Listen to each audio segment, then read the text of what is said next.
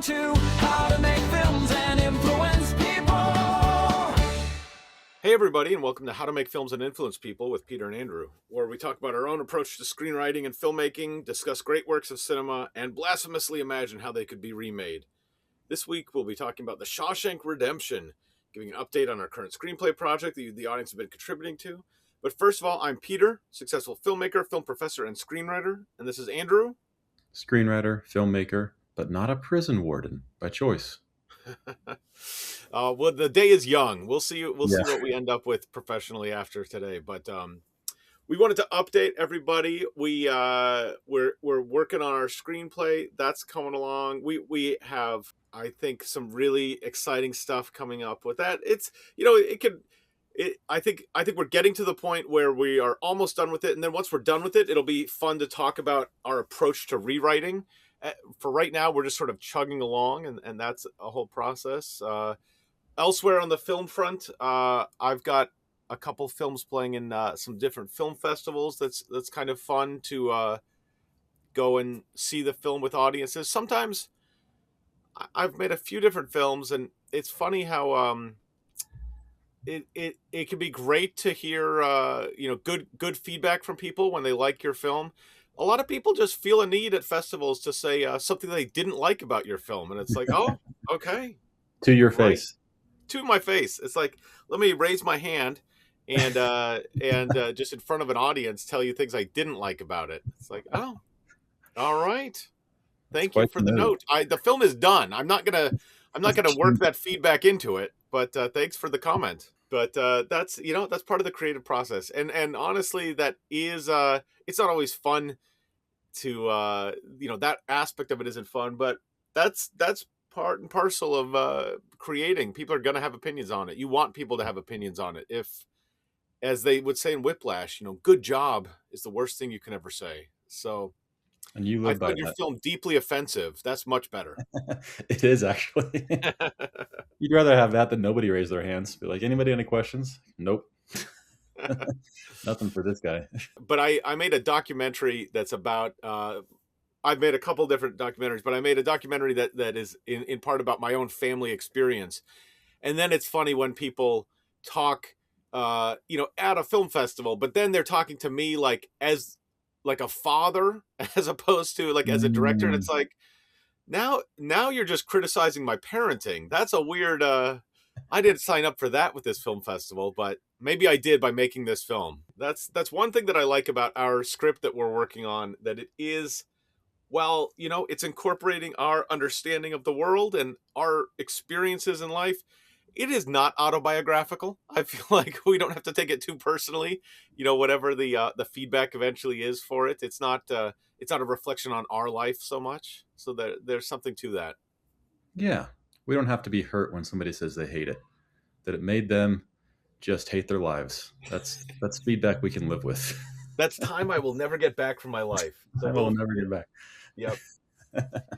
But this week we do have a question from Craig writing in. Craig says he listens to us on Spotify, and again, people can find us all sorts of places: Spotify, YouTube, and all the various different podcast outlets that there are, Apple Podcasts and whatnot. So please, however you're listening to us, keep it up and invite friends to join in.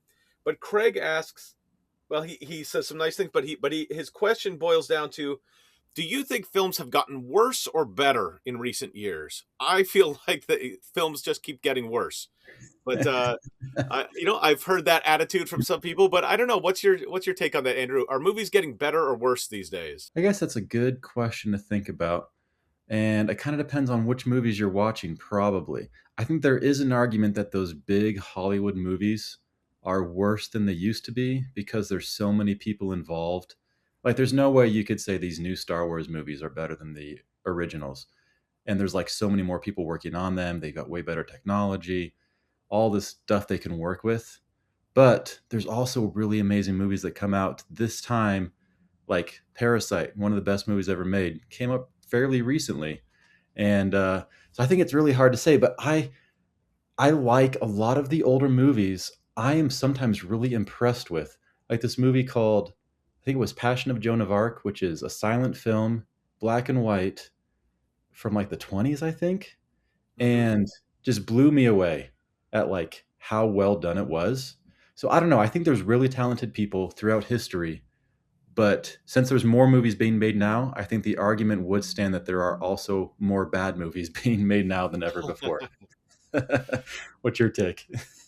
I think that there are a couple concrete things that have changed, but I mean, things change all the time, and things were different in the 30s and then the 40s and the 50s. So it's not like they were always one way, and then just recently they've changed. But they've changed. People aren't going to the movie theater as much, and so then that means that the kind of movies that get made with a big budget are specifically the ones that studios think will bring people into the movie theaters. So it's not going to be, I think of a movie like Broadcast News, which was, a big studio. That's not a little independent film. That was an 80s movie that I just think that's an excellent film.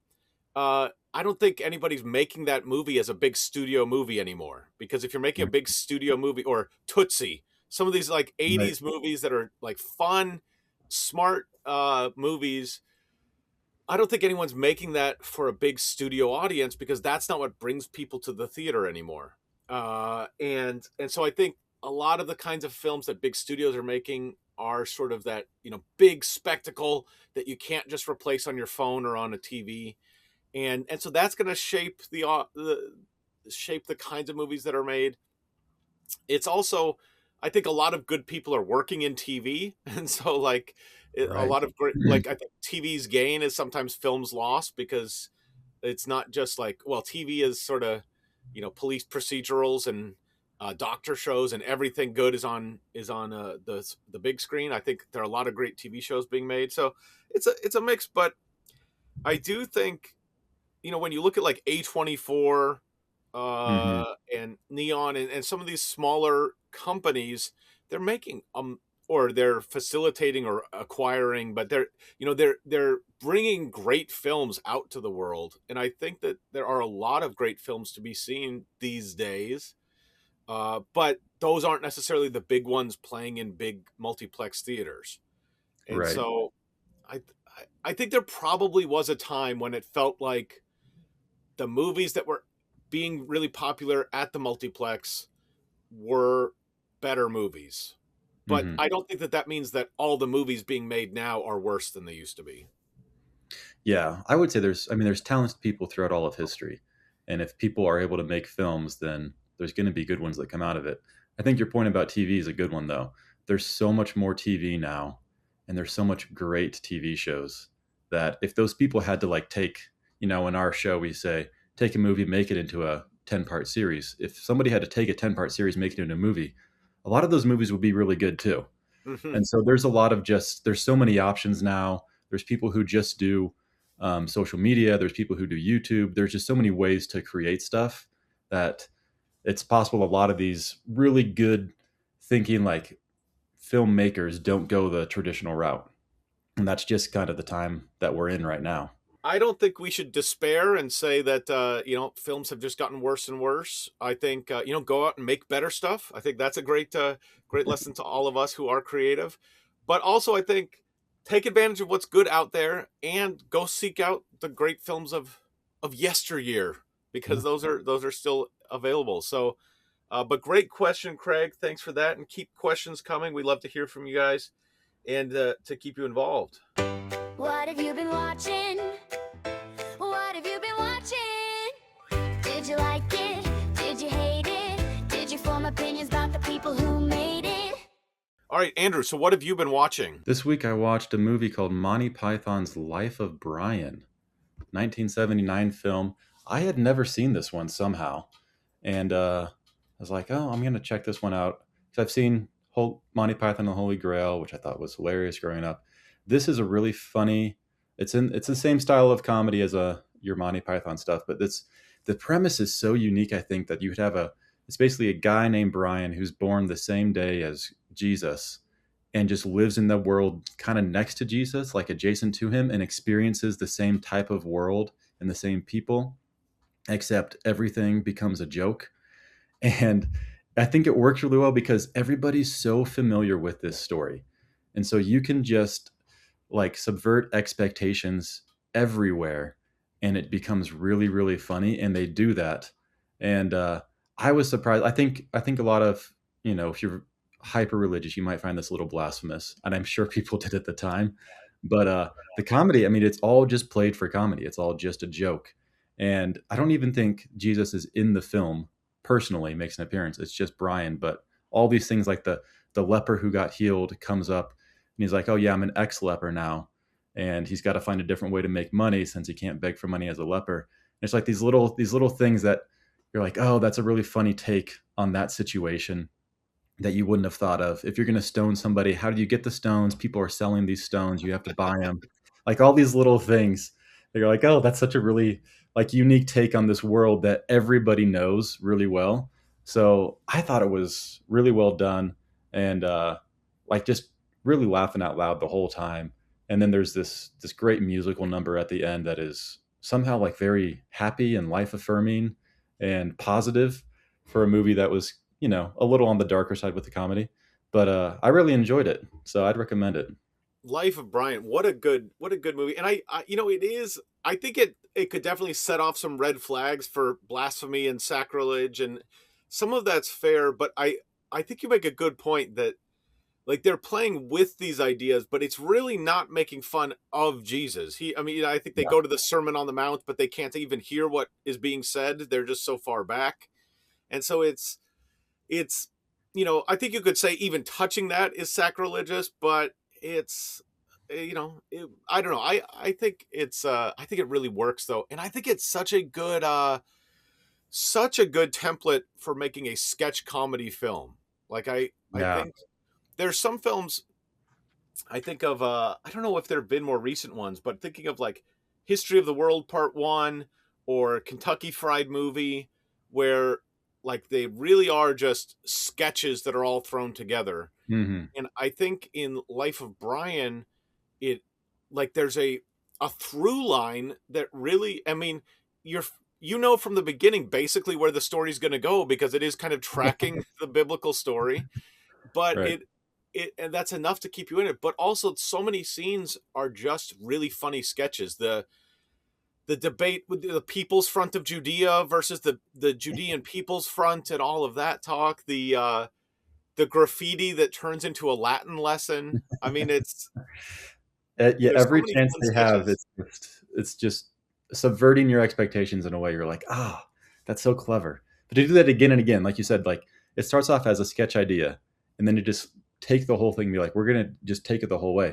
That's really hard to do, but they did manage to pull it off. Yeah, and I think John Cleese, maybe I've mentioned this on the podcast before, but I think John Cleese was saying when they were making the film The Meaning of Life, which is more of just a sketch film. I would say The Holy Grail is also a good storyline that Mhm. a little looser of a storyline, but still a storyline with funny sketches. Meaning of Life is really just a lot of sketches thrown together. And John Cleese made the point within the group that like if you tell a film without the through line, without sort of an overarching story, then as soon as one joke isn't funny, you start to lose the audience. But Right. if you have a story, people will sit through less funny sketches just because they need to know what happens next in the story. But if it's just a collection of sketches, then the weak ones are gonna sort of kill momentum. That's a really good observation.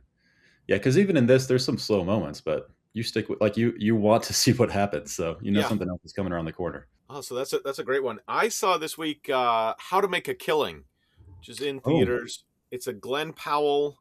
I think we're Glenn Powell fans here, but he's it's a remake of Kind Hearts and Coronets, which I didn't see. Hmm. They're not advertising it as as a remake of Kind Hearts and Coronets, which is like a 70-year-old movie with I think that's young Alec Guinness in Kind Hearts and Coronets, but it's before he became Obi-Wan. But it's basically a young man who his mother was an heir to a giant fortune, and she gets disowned from the family, and now she has died, and her son is wants to be an heir to the fortune, but all of these other people are ahead of him in line, and so he starts murdering them all so that he can rise up the Mm, ranks and get the inheritance. And so it's a dark comedy.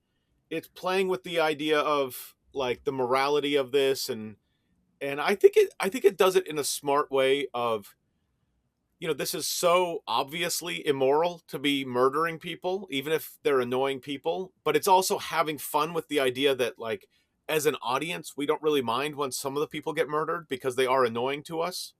So it's playing with that. Um, I would say, and I think the movie is fun. I wouldn't say it's like amazing, but I would say it's a fun watch. There's some humor, there's some charm. But I would say it is so clearly structured, like to a T, to like really? how like movies are supposed to be structured. And I think like there's a moment at the midpoint of the movie where someone literally says, "Oh, it seems like you've gotten everything you want, but I guess it's not enough. You must want something else." You're like, oh, that's the perfect midpoint. Like you're just summing up what a Exactly the midpoint is solution. supposed to do. Right. That's funny. And So there are a that's few other points like that. I think I think it's a fun watch, but a great one to study. I feel like we've seen a lot of Glenn Powell movies have been coming out lately. How is he in this one? Is he still our guy? Is he still doing good? I mean, he's just so charming. I think he's perfectly cast because it's a tricky. The movie is playing with this idea of he's murdering lots of people, but you want to like him, and so Yeah, I yeah. think a lot of other actors you would just zone out, but I think Hmm. you want to like Glenn Powell, so you want to like the character. Yeah. Yeah, that goes a long way in a film like that, I'm sure. Okay, so Life of Brian, How to Make a Killing. Actually, that's not a bad double bill. That could be a fun evening. That could be fun. Hey, we're big fans of Dunkin' and Bliss ice cream, and I think that should be pretty obvious by now. But just because it's delicious, comes in many flavors, and can brighten up your day, that doesn't mean it will solve all of your life's problems. We don't want to overstate things. Is it delicious? Yes. Is it nutritious? Well, as much as any ice cream, I guess. Will it solve your long-standing feelings of inadequacy and tension within your family and an overwhelming sense of dread and despair about the state of the world? No. I think that's important to say. No, but it won't hurt. So there you go. Dunkin' and Bliss. Won't solve all your problems, but it'll be delicious. But let's get into talking about Shawshank. What can you tell us about the Shawshank Redemption, Andrew? Shawshank Redemption, 1994, directed by Frank Darabont. Imprisoned in the 1940s for the double murder of his wife and her lover, upstanding banker Andy Dufresne begins a new life at the Shawshank prison, where he puts his accounting skills to work for an amoral warden. During his long stretch in prison, Dufresne comes to be admired by the other inmates, including an older prisoner named Red, for his integrity and unquenchable sense of hope. And I guess hope is kind of a theme in this one. This movie, though, starts off really dark, really heavy, and you kind of feel there's a lot of weight to this movie as you don't really see. This starts off with a murder that you don't really see. You don't know for sure if Andy is guilty or innocent. He comes in claiming guilty, and he stands out among this cast of prisoners. And this is kind of the world you enter when this movie starts. Is you're going to be in the prison, and that's basically where we stay for almost the entire movie, with these different characters that are prisoners. Some of them good, some of them bad. And then right off the bat, you meet this warden, and then kind of his henchmen. That you really get this sense of they're in charge here. They're the ones controlling everything, and right off the bat the sense of like this is the bad guy in the story, even though he comes off as kind of a likable guy that you can see his side of the story at the beginning, but it really evolves into this greater story than what you start off with all these characters. You kind of don't know where this is going to go, but very interesting as it progresses and as you learn more. Yeah, I mean, I think Shawshank. It's a very interesting movie. I some of the things I want to touch on. Uh, I've got some experience now in prison. Luckily, not as a prisoner, but I've got some experience. I think that's kind of interesting. I think, you know, talking about the qualities of the film, how we approach the film, but also I think it needs to be said. this is like this has been like the number one rated movie on IMDb for a decade, or I'm not sure if it still is, but it is a movie that That's for a long was time ago. not super successful when it came out, and then has been heralded as like the greatest film of all time by the IMDb goers. Hmm. And so I think that's an interesting discussion too of, is it overrated? Is it accurately rated? How does that affect your individual viewing of it?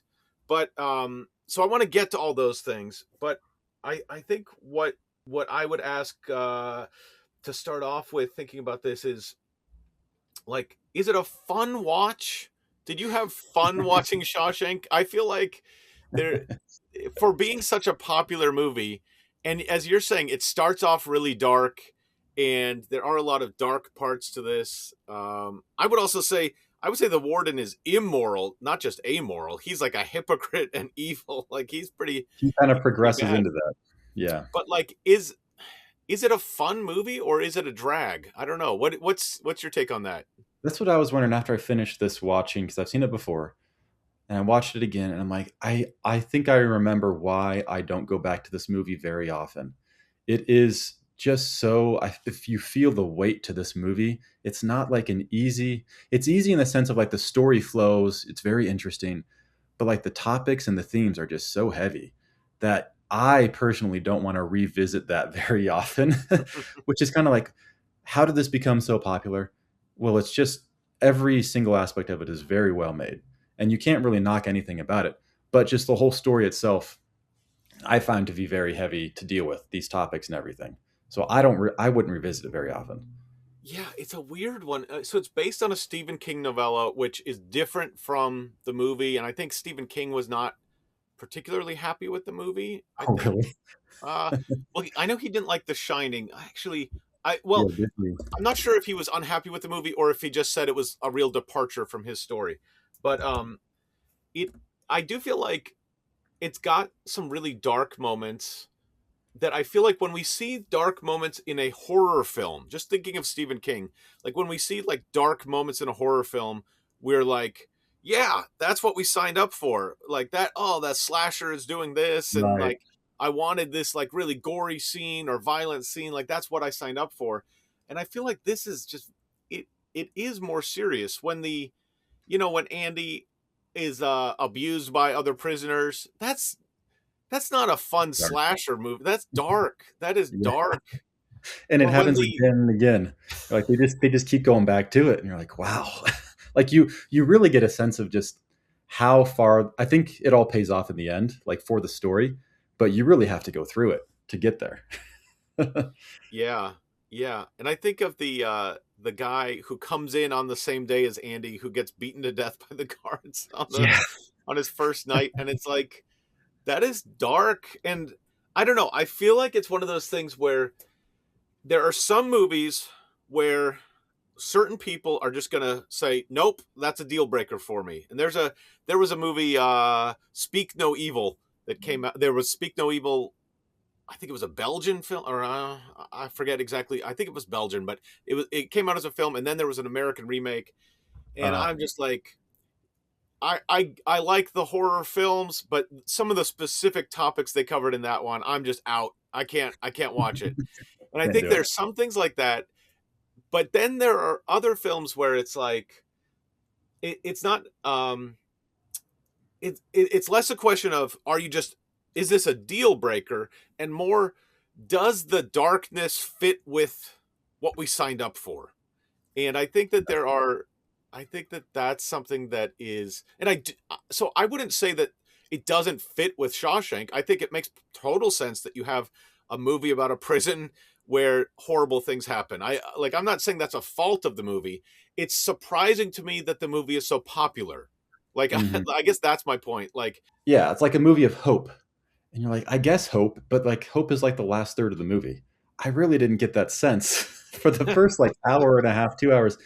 You're just like, oh, this is just really dark, and there's not a lot of hope to this. No one would think that, but people love it because the ending works so well. Like it really pays off everything that's come up.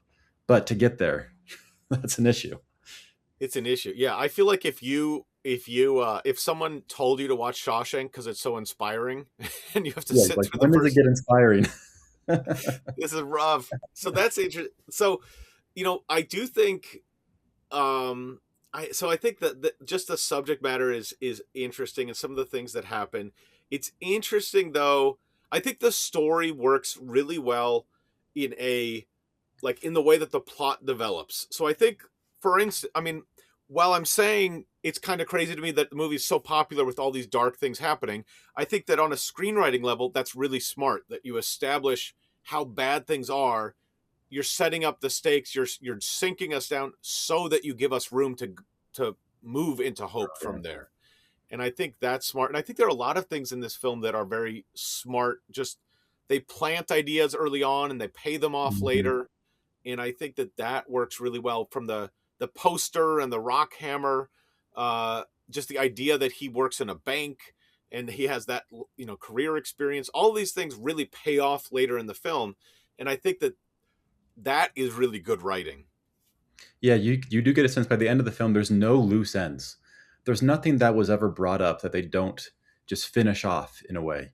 Even that guy who dies the first night, that comes back to the warden, to the guy for murder, the bank thing that works in the bank that comes up, and you realize this whole movie at the end, you're like, I've been watching him escape the whole movie. He's been working on this since Act 1 when he got the rock thing to like work his way out, and you realize this has been going on underneath your nose the whole time without noticing it. And that's really clever. It almost feels like when you're watching a heist movie and you're like, okay, how are they going to show how this happened? Like Ocean's 11, how did they do it? And you go back and you watch, and it's so satisfying to see every step be completed.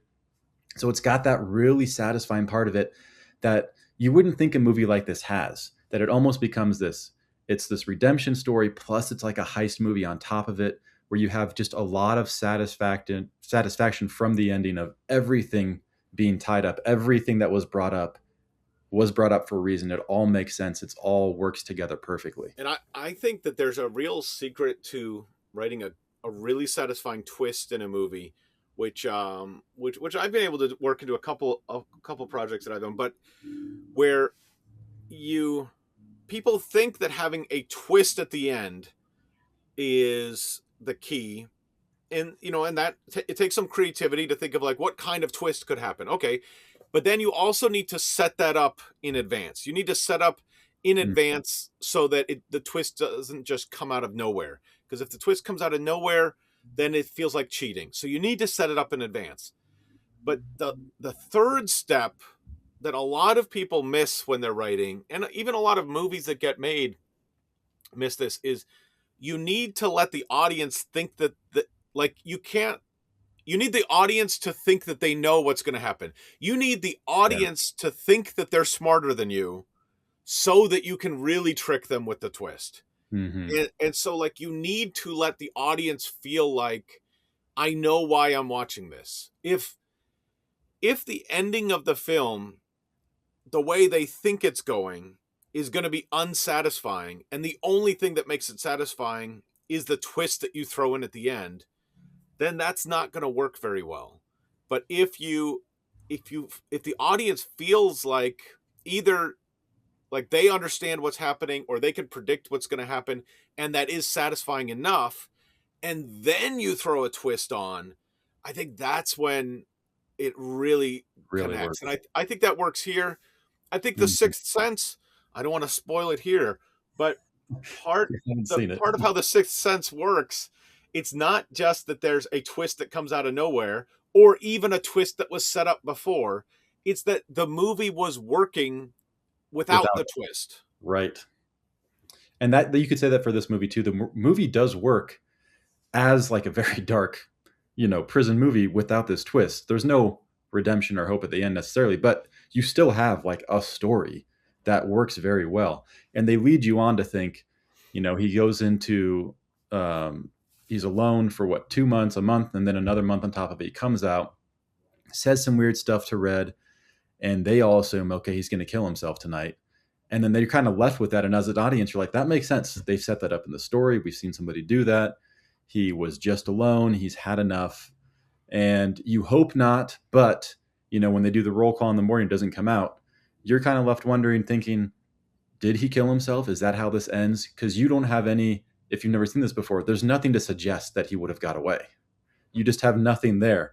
And so when you find out that he did and that it's been doing the whole movie, it's so satisfying to watch. It's really well done to change your thoughts that way. You know, sometimes then films take on a life of their own on the internet, which can be for good or ill. And I think the Shawshank Redemption, so it came out, it wasn't that successful, but I think it was shown on TNT nonstop Probably. for decades, and so people have just watched it again and again. And that might also be why it's so popular in spite of being so dark, just because it kept getting shown on TV, and so people kept watching. Like, maybe they wouldn't have sought it out as much, but because it was put in front of their eyes, they kept watching it. If you know it's a happy ending, I feel like you're going to give it more of a chance. If you don't know going in, you might, tap out after a little bit. Be like, this just isn't the movie for me. But like knowing people love it, I think helps. It goes a long way. And I think if it's being rerun on TNT or whatever, like that lets people watch it multiple times and see different elements in it that Yeah. they might, like, I don't know how many times the random viewer is rewatching a given film, but if you're talking about a time period when this is on TV all the time, like, and so it just lends itself to rewatching, Yeah. it could be that it really caught on in that sense. When I went to college, we had like a local, like, I lived in the dorms. Most people lived in the dorms for like 3 or 4 years at my college, but like we didn't have cable. We had this kind of internal movie channel, and so like the university would just put on like 10 films a month, and they would just be on a loop. And so like there are all these That's films that important. I saw like 11 times because they were on a loop. Starting from like the halfway point or wherever you start and pick it up. Yeah. And I think that with streaming, I mean, people do rewatch things all the time now. And I think a lot of people like, oh, I like to watch Friends every night as I go to sleep. And that's how they take in media. But the idea of having things on TV, you have limited options, but one thing keeps repeating, is a little bit different than how we watch media now. It does feel like this movie is not a type of movie that would be made today, or at least not be like a big Hollywood studio movie. And I think it would have a hard time probably finding. I think there'd be people who recognize it's great. That's undeniable. But would it be as big without all of those things helping it? I don't know. I doubt it. I find it hard to believe. I mean, I think maybe, and this, all right, and so let's get into this. Let's get into this because I think this is a question. So the how fairly rated is Shawshank? And how in general does rating matter to you as a viewer? Because I would say, I think to me it seems like a good film, but it seems overrated to say it is the greatest film of all time. Mm-hmm. But which is kind of like where the IMDb consensus has been. And to me, as a viewer, that almost hurts the movie because I'm going into it saying, this is supposed to be the greatest film of all time. Whereas if I found it on its own, I would be like, oh, wow, this is really good. And so there's a question, both how fairly rated is it, but also how do those ratings affect your viewing experience? And it is rated that, so it's number 1 on IMDb. It's number 8 on Letterboxd. This isn't just like an anomaly. Like, this is pretty consistently considered one of the best movies ever made. And I think for me personally, you go in with such high expectations that it's hard to deliver on this movie, even though it's so well done every way. Like, I don't know that I would complain about anything in the movie like being a mistake or I would change this or that. It is just really well made. But like for a favorite movie, for one of the best things I've ever seen, there's no way I could get there with this. But I guess, I don't know. Is this just like from the past, people are just continuing to say like, I really loved it. There's no way. Or if you were to look at this fresh, like with fresh eyes, would it still come across as such a great movie? I find it hard to think that it would hold up to the greatest of great films. I think it's a great film, but like, would you put this in the category with The Godfathers? I wouldn't. I wouldn't. I think that Godfather 3 for sure, but no, I Better than wouldn't. that. No, I do think Shawshank is good. I think I think if it came out today, first of all, I think it would probably come out from A24 or something. It wouldn't come out from a Yeah. major studio. And I think then people might say, wow, this movie that you haven't heard of is actually really good. But I think what we have is millions of people feeling like they are the only ones who've heard of Shawshank, and so they need to recommend it. Or there's some kind of, I mean, I don't think they've, Yeah. maybe not they're the only ones who've heard it, but I think it takes on this significance of like, this is the one really good film that a lot of people have seen. And so Mhm. it becomes their sort of like signal that I know good movies. It does seem to have like a weighted sense of cultural importance to it. Like it's when you watch the movie and you finish, like that's the movie that's this big, that's this important. And it kind of just, I don't like, there's so many, I mean, there's great quotable lines, it's great acting, but nothing really stands out as being like, oh, you got to see it for this one scene or this thing. It's kind of the movie as a whole. Like as a whole, it's great, but nothing in particular about it really stands out as something that like, oh, you got to check this out for this reason. It's just a great movie as a whole. I don't know. That's kind of a weird way to talk. It's seems like it's complaining about the movie, but it's not. It's just a different type of movie that I would find hard to be like, like in The Godfather, there's scenes that stand out as like just a perfect, amazing scene. In this one, I don't know that I would say that about any of these scenes, but they all work together so well that it doesn't matter. I do think that your expectations matter a lot. In there was a Seinfeld episode where Elaine doesn't like the movie The English Patient, and Right. she loses all her friends because everybody else loves it, and they don't want to like listen to her say anything bad about it. And there's something, and I wonder, people have just different taste. I don't know. That's saying a few different things, but there is something to the fact that everybody likes this then makes it harder for me to like it in some ways, or my expectations are so high. I Hmm. remember traveling in the country of Slovenia. I had heard, oh, Ljubljana is just the most beautiful city. It's this hidden gem. It's just so amazing. And I went there. I was like, this is fine. I guess this is Right. fine. And then my train, like leaving, went through the city of Maribor. So I spent like a day in Maribor, and the guidebooks were like, this is a forgettable, grungy industrial city. Like, don't spend any time here. And I just had to spend a day in Maribor, and I was like, wow, look at all the surprisingly cool things there are to do here. And that's just a little example to me of the expectations influencing how you then experience something. And I think so, and I think with film, where it is so subjective to begin with, I think some people will say, like, oh, I've heard that this is the greatest movie ever, and I watch it, and so I want to also appreciate that it is a great movie.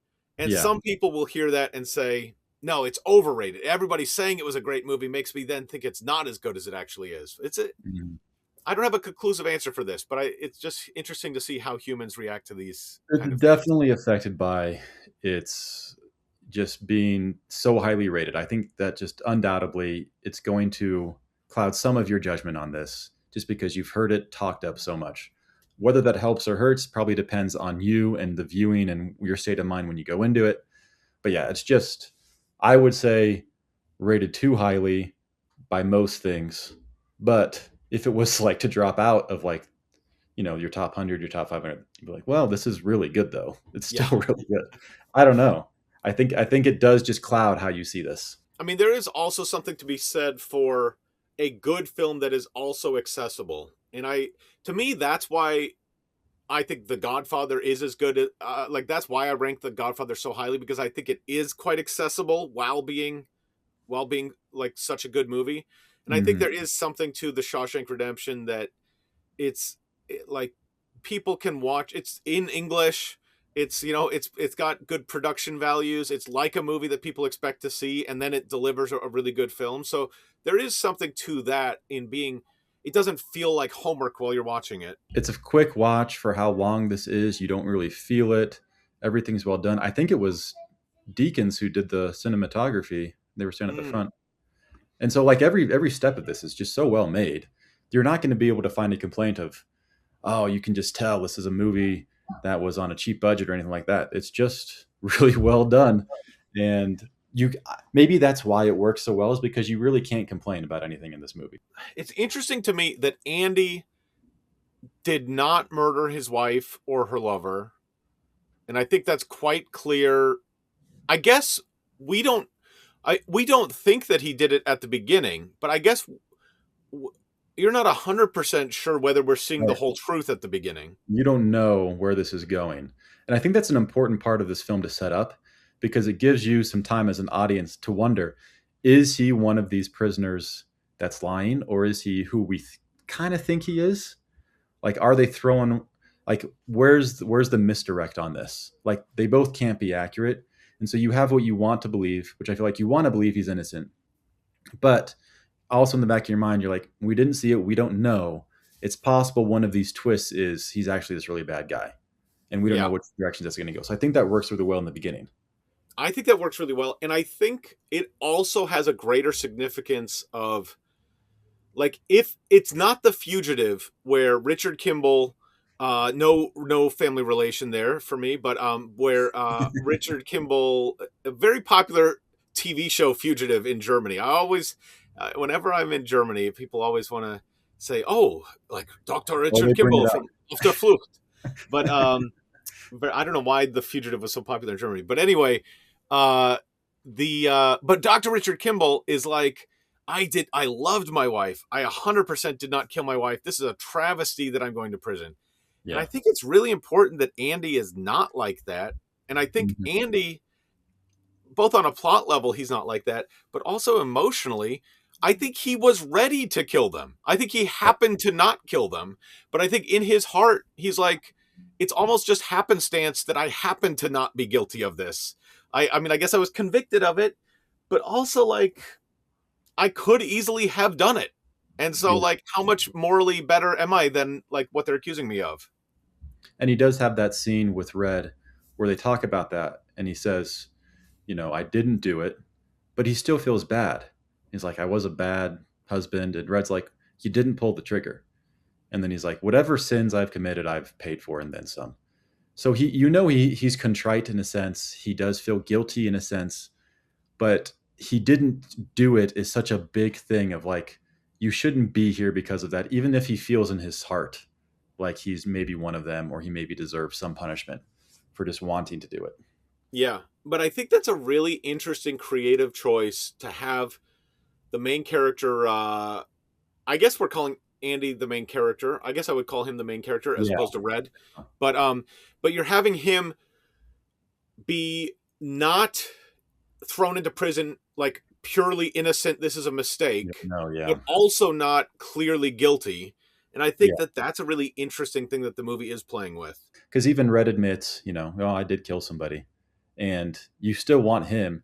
You do get a sense very quickly in this film that it is very unfair, or whatever is being dealt out, the punishments that are there seem excessive. It doesn't seem like, even if this person's a murderer, that they deserve to be beaten to an inch of their life, that they deserve all of this like psychological torture.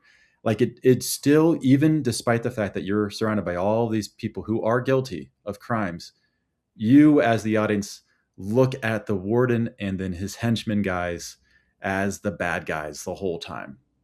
These are the people that are causing all the real like pain and suffering here. And this could go a lot better if they weren't just such bad people.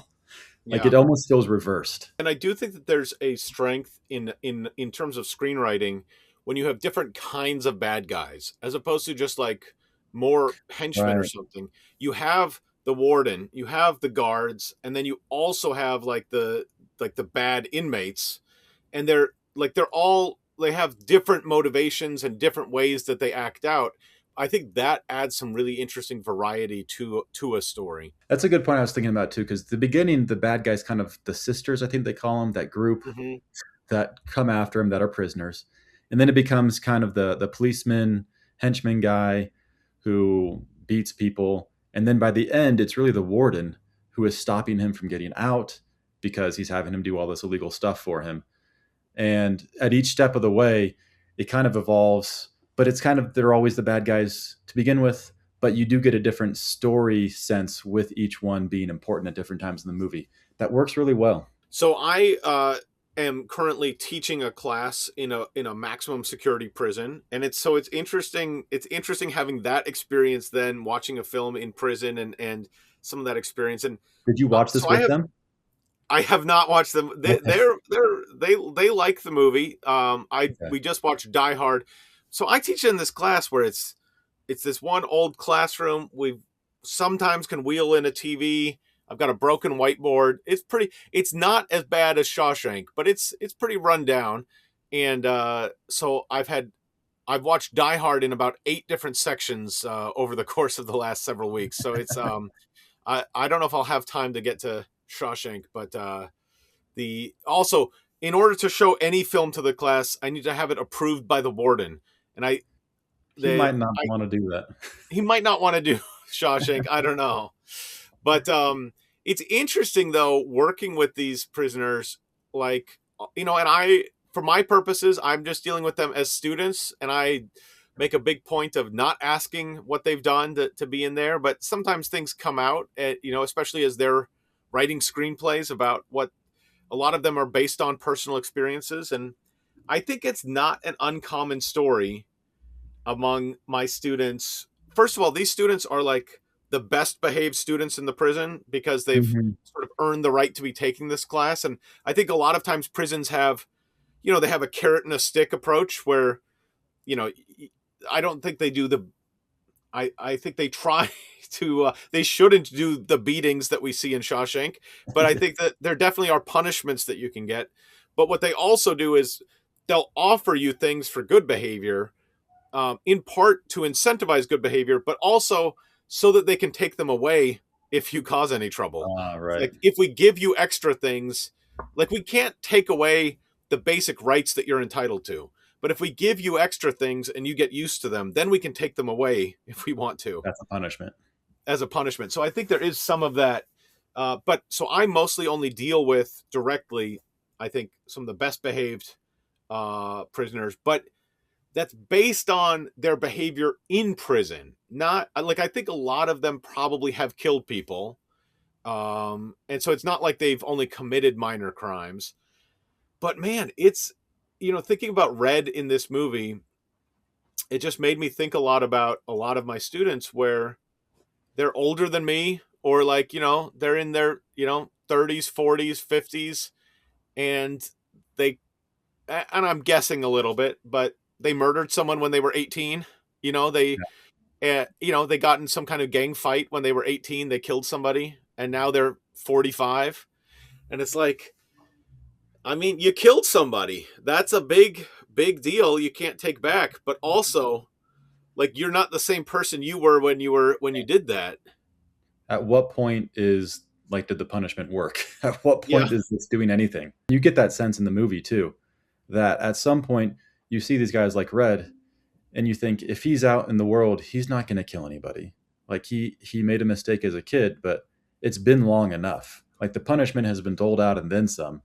And you get that sense for a lot of these people, maybe not all of them. We don't have the backstory for a lot of them, but there is a sense of like having sympathy for the prisoners in this movie, that there's a lot more to it than just the black and white. You made a crime, you're a bad person.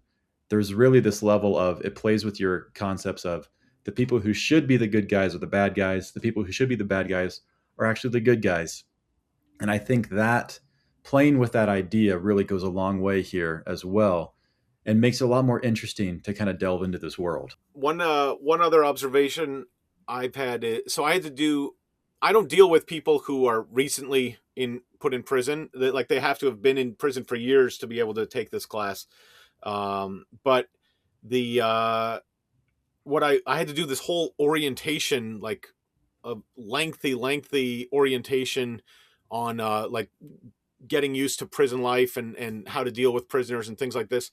And there's all this information about how prisons work. And apparently like that, the scene where, Andy arrives and the other people arrive, that rang true based on what I've read from, not just the general public information, but actual prison literature about, like the initial arrival at prison is so hard for people.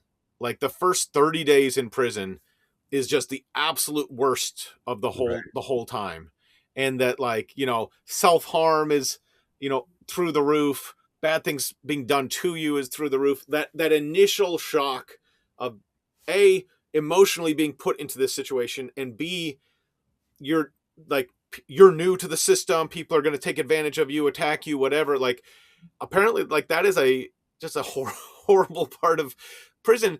The funny thing to me, and not funny in a haha funny way, but like, once you're in it, and this I think is reflected in the film, like, people just have a way of making life normal. And Yeah. it's like, there's a time period where this is unimaginable, shocking. Like, I cannot believe this has happened. Like the guy says, like, I'm not supposed to be here. But after a certain amount of time, you just make your peace with it, and you just live your life as you can. And I'm just amazed how normal life feels, like, at least in my observations of my students, where, like, they're confined to this. They have certain things they can wear, certain things, spaces they can go in. They don't go outside for the whole winter. Like, it's all these limitations, and yet they're just kind of living life. It's a interesting human instinct. Yeah, you do see that in the movie, that there's these people that get attached to where they are. It's almost like, I was thinking about it, like if you were to go to a school, like a boarding school, and you can't leave and you're a kid, not much you can do. It's kind of a similar sense of, like, the adults, the people in charge, they just control everything. And as soon as you accept that, you're basically, you live in this complex, and that's where you live. You might as well be an island in the middle of the Pacific Ocean. You're not leaving it. And like, if you just get on board, you just get a life. Like, there are people who just live there, that's their lives, and it seems normal to them. That this movie does play with that expectation of, when, I can't remember the first old guy's name, Brooks, I think. Brooks, When yeah. he gets out, and he's, you think very old, end of his life, he's been there forever, and he can't handle life outside because he doesn't know anything different. And I think that perspective is it's such a unique thing to bring to this. And that's a really, like, it's a through line for this movie. This idea that you think you're in prison, but actually when you leave, for a lot of these people, that's what they can't handle. They can handle prison. They can't handle life outside of it. And so playing with those ideas and just showing the different perspectives of how hard this can be, I think is really eye opening. And it's a perspective you don't get in a lot of films, but that's done really well here. And it also applies to how the story ends and how this all works together. Some people have said Andy did kill himself, and what we see at the end of the film is his fantasy as he's dying. It's fantasy as he's dying. What's your take on that? I never would have considered that. It seems like a straightforward type happy ending. Like, everything about this movie seems like it was set up and it's paid off, and it's very straightforward. I mean, there's a twist, but it's a straightforward twist. It's like they set this whole thing up. Everything is played. There's no loose ends here. I don't see that happening in this type of a movie. This doesn't feel like that type of a movie. I think and I think that Shawshank has such an online, there's so much online conversation about it that people are going to look for things to find. And there's all sorts of talk about Andy as a Christ figure and things like that. And, imagining what this means and what that means. And I think it's great to have that discussion. And I think it's interesting to think about those things. I wouldn't say, I would assume that the ending is really happening. We don't get other indications in the film that things are not actually happening. So I guess that would be my take, is that we really are seeing what we're seeing. If Christopher Nolan did this, I maybe would question that ending and say, well, I don't know. That's possible. But I don't get that from this movie. The top is still spinning on the beach there. Yeah, we don't know. So, or like the Shutter Island. Oh, Shutter Island, yeah. Like, if it was like a Shutter Island thing, there is that argument too. What's real and what's fake in that one. But those movies, I feel like they are more open to that idea. This movie doesn't seem like it really gives room for anything else. No, I would say the twist is a twist, but it doesn't leave our world at all. It doesn't change our expectations of the rules of this world. It's just things that we weren't aware of, as opposed to some twists that are like, oh, it was all a dream or whatever. I don't think we're given indication of that. So if that's a fun interpretation that you have, great. But I wouldn't say that the movie, like, clearly makes makes a case for that. Wrapping up Shawshank Redemption, recommend, not recommend, greatest film of all time, as everyone seems to agree. Where would you put this? I would recommend under certain conditions that going in, it's going to be heavy, it's going to be dark for a while, but I do think this ending is worth it and everything does pay off. So I recommend watching it. Just make sure you're in the right, mental space, headspace for this type of a movie. It's not just a fun, like, oh, just put it on. There's more to it, but I do think it's worth it. I would recommend it. I think, it's hard for me to be like so loudly praising it when I feel like it is so praised already, but I also don't want to be a hater just because people praise it. So I think it's a good movie. I think it's definitely worth watching, but don't listen to people when they say it's just full of hope. It's also Yeah. full of a lot of prison sexual violence. Yeah, there's a lot more to it. It ends in hope. Stick with it. You'll get there. Stick with it. Stick with it. How would you remake it if you had to? If the studios backed the truck up and paid you, what would you do? All right, so if we had to remake this film, so let's start off as a family film. Hollywood studio comes to us and says, we want to do Shawshank, but as a family film. How would you approach it? Yeah, there's a lot of aspects of this that are not family friendly. I would not recommend watching this with kids. It is just too much. I was thinking maybe you go a route of you have kids in like juvenile detention where you could play up the prison thing, but their crimes aren't as extreme. Maybe, if it's robbing something or drug related or something like that, you could do it. Then I was thinking even more family friendly could be like a detention situation at school where this could take place where somebody gets detention for like a month or something and it's always the same kids. And so there is an element of like you get to leave at the end of the day, but if you just take place at school, I feel like you could really get into the idea of schools already prison-like in a way. You're not allowed to leave. If it was a boarding school, that would work even better. You can't go home to your parents. And I think there's just so many similarities actually between school and prison and how they operate functionally that you could put this in a school setting with kids and have a very similar story and have like a similar, like you could have dark things. It wouldn't be as dark. You could have, I don't know if you'd want the kid to escape. That might be too much, but you could have some redemption arc to it. And I think you could have a similar themes to this that could work. I was thinking like is the family version of this The Breakfast Club? Like is Right. that basically Shawshank? But I think using that that's where my mind was going too, with, the school setting, the school detention kind of thing, because it's similar but lower stakes. But I do think The Breakfast Club specifically it's all about the group and about getting to know each other. I mean, they're like what the story, the setting is kind of the family version of Shawshank, but the story is totally different. And so I think like the Shawshank Breakfast Club hybrid would actually be like more focusing on one person in this situation. And I think a little bit more if we really had one main character trying to navigate. I think in Breakfast Club, everybody ends up being very friendly, but I think maybe we have a little bit more threat and peril there that they have to get through. And I think, there's the ongoing relationship with I like the idea of incorporating like Andy's banking know-how into helping the guards and things like that. If you could incorporate, some tech whiz kid is in detention, but now like the detention monitor wants him to help her do her taxes or something like that. The kid version of taxes. Yeah. Yeah. You could do a whole thing there. But so, yeah, I think that's how I would approach it. Probably less violence, would be. Yeah. Not as brutal violence. You'd have to cut out a lot of, you could have some violence there. You'd still need to kill somebody on the first day for sure. But that, you want the principal to have killed a kid day one. That really sets the tone for this kid movie.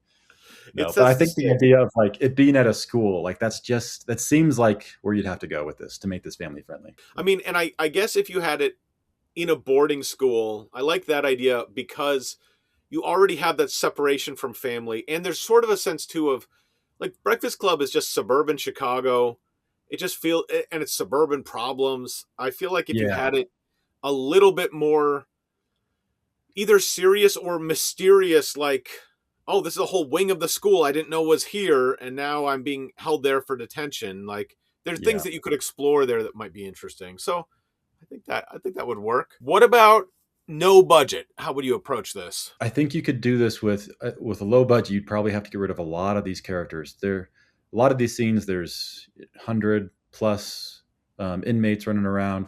This whole prison facility has a lot of rooms to it. There's a lot of places you can go. So if we wanted to cut this down to like 1 room or 2 rooms, there are movies who have done like something similar. I was thinking of Latroy. This is it a French or Italian film where they dig a hole and they're in prison, but they're basically like in one room, and it's a bunch of guys in prison together in the cell together. And so I think if you did that, where you just put, instead of everybody having their individual cell, you put them all into one cell, and you maybe had them be able to leave to the cafeteria and back, you'd cut down a lot of these different storylines, but you could still interact with the warden, with the other police officers that are there. And there could be a sense of like, can we escape, and the hope of it all. But I think you could do something with that one cell room, putting everybody together. I mean, I think you could do that. And I guess one question I was thinking about with this is, it does seem like in Shawshank there are a lot of different episodes that happen, and Yeah. and it seems like that is part of how the film is structured. That there's arriving at the prison, and there's working with the guards. There's tarring the roof. There's the new guy coming in and giving information about the murder. Like, there are all these different episodes that happen, and it seems like you could. And I guess a question is like, is that essential to what Shawshank is saying? Like, is it essential to the movie that we're seeing these different episodes of prison life, or would it be fundamentally like breaking with what Shawshank is trying to do if you really focused in on just one more, like a little bit more of a cohesive story? Because it Yeah. seems like the through line is Andy and Red, and Andy is secretly digging his way out, but all of these different things happen along the way. And I guess if you just had Andy trying to dig his way out, that would fit in one level on like with the plot of Shawshank, but it would be very different from the way that Shawshank actually executes that. You'd miss a Um, lot. Yeah. but I guess I would go with a happy medium and just like trim down some of those episodes that like we have a sense that there are more people here, but we don't need to get to know all of them. We don't need to have all of these different incidents and yeah, and have the guards come to his cell with their paperwork instead of doing it somewhere else. Yeah. Like, you could limit locations that way. Yeah. It is interesting to think of like just a no budget film, like what you would do in one cell. Because a cell, when you're thinking of trying to do something in one location, you've got to think about, how do I make the fact that they're staying in this one location feel organic and not just feel like I'm trying to cheat things to make it a lower budget movie. And Yeah. there are a couple films that do that in something. one cell, but it'd be worth thinking about, like, how could you make that work? I feel like the scenes where they're at lunch all eating together, that's the type of scenes you'd have in the cell where they're all just talking back and forth while doing something. There's a movie called Cube. I don't know if you've seen, but it's a really cool Mm. kind of sci-fi horror film. I think it's Canadian, where people like wake up and they're trapped in a cube with like 6 doors, and if you go through, like, they're trying to escape, but if you go into another cube, like, some of them will kill you and some of them won't, and you're trying to figure out, is there a Oh, pattern wow. to escape? And it's a pretty fun movie, but the way they shot it, there's just one cube, and when you exit from one cube, they now like Stage it again. they stage it in a different way, but it is the same Yeah. like space that they're shooting in. And so you could shoot a movie where it's all one cell. You just have you bring in different characters to play in there, and you make it seem like it's multiple cells. But that Yeah. would be a way of playing with the location. Yeah, that could work. That's because cell is a cell. It would look the same. You just Yeah. stage it a little differently. Put a different poster on the wall, move the bed around a little, something like that. A lot of things are just concreted into the ground, so like you wouldn't Wouldn't even be matter. able to change that much. Okay, what about a TV show? Either like a Netflix 10-part series or an ongoing show. What would you do here? I think you mentioned earlier how this feels so episodic in many ways. I think you could easily transfer this into a 10-part series on Netflix with all of these different storylines. You have an overarching storyline, which is great for a series, but you also have these just mini storylines that kind of start and then complete on their own in like a 20-30 minute span.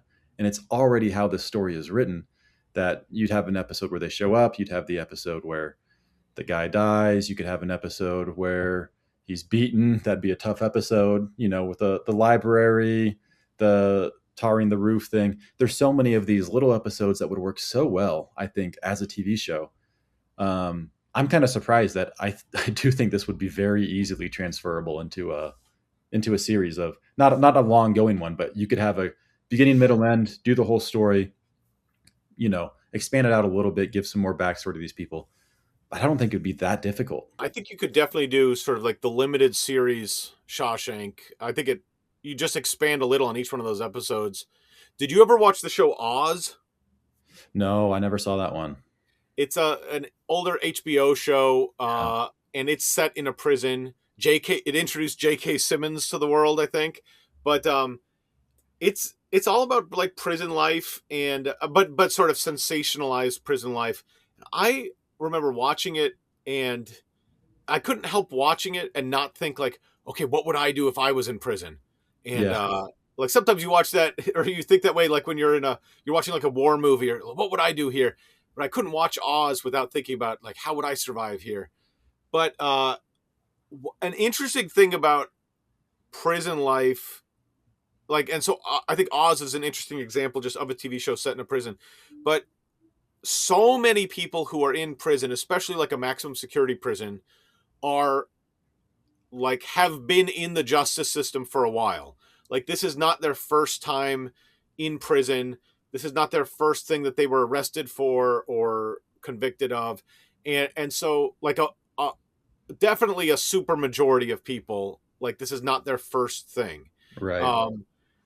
And I think a big part of a lot of stories like this is that we're seeing it from the new guy's perspective, and especially somebody like Andy who's never committed a crime before, and now he's thrown into there. And so I guess I wonder. I mean, I think if we do the limited series version, that works perfectly because we're still watching Andy's story. I guess I wonder if you were to try this as a more expanded, just like keep going with the show. I wonder if you lose something. Like, because so much of the story here is that we're watching Andy like gradually get used to prison life and like make it like Yeah. he still wants to get out. He's not making his peace with being in prison, but he is like getting used to prison. And I feel like that's different from like we're just showing prison life. And it's I don't know. I guess part of what's so interesting is the idea of throwing somebody who is not the normal prisoner into prison, but Yeah. over time they would just become more like a normal prisoner. There's a potential there that you start with the story of Shawshank, and then at some point, some of these side characters develop enough to where Andy can escape and leave, and you can have a story going on in the prison. You can have Andy's story continue, and you can have it both back and forth, and that could be interesting too. I think there's potential for that. Yeah. That is such a funny thing about TV that like you would never plan on, yeah, at season 4, we're just going to totally lose the main character and switch gears. But Yeah, if the show's successful and your main actor wants to leave, that's what you end up having to do. you can do it. I mean, The Office did it. Why not? Yeah. Yeah. All right. So I think there you go. Would any of those be an improvement on the film Shawshank? I would be interested in that series. I think there's potential for that to be really good. I don't know that it would necessarily be better. I think the way this movie is played out, it just works so well. It's hard to find any complaints with how this is done. I think it's really well done. The kid version, there's some kid movies where I think that would be a great like a kid movie. Like I still think that a kid at school Pulp Fiction could be a fun movie. Yeah. This though, I feel like it would be so transparently just a kid adapted Shawshank. I don't think that would be that special. So, all right. So I guess we're saying stick with the real Shawshank. Give it a watch. I think it's a great film. Maybe not the greatest film of all time, but so go in with appropriate expectations, both in terms of quality and in terms of content. Mhm. But Shawshank, good film, I would say. And there we have it. Thanks for joining us for this episode of How to Make Films and Influence People. Check us out at howtomakefilmspodcast.com, and we'll see you next time.